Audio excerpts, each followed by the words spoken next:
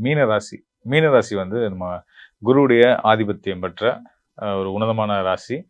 அ பெரியவங்க, சிறியவங்க அப்படின்னு பாகுபாடு பார்க்காம எல்லாத்துட்டயும் அன்பும், பணிவும், பண்பும் காட்டக்கூடிய ஒரு ராசிக்காரர்கள் யாருன்னா, அந்த மீன ராசிக்காரர்கள் தான்.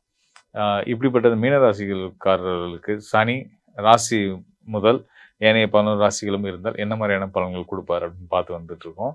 சனி வந்து நீதிமான், கர்மகாரகன். ஸோ, அதனால வந்து அவரோட நிலை ரொம்ப முக்கியமானது. ஒருத்தருடைய நம்ம முன்வினை, கர்மா, நம்ம உள்வினைய நம்ம எப்படி இந்த வாழ்க்கையில நமக்கு வந்து கிடைச்சிருக்கு. அதை எப்படி நம்ம அ அனுபவிக்க போறோம் அப்படின்றது வந்து சனியோட நிலைய வச்சு நம்ம தெரிஞ்சுக்குவோம். ஸோ, அதனால வந்து கர்மகாரகன் சனியோட நிலை வந்து ஒவ்வொரு ஜாதகர்களுக்கும் ரொம்ப முக்கியமானது. ஒவ்வொரு ராசிக்காரர்களுக்கும் ரொம்ப முக்கியமானது.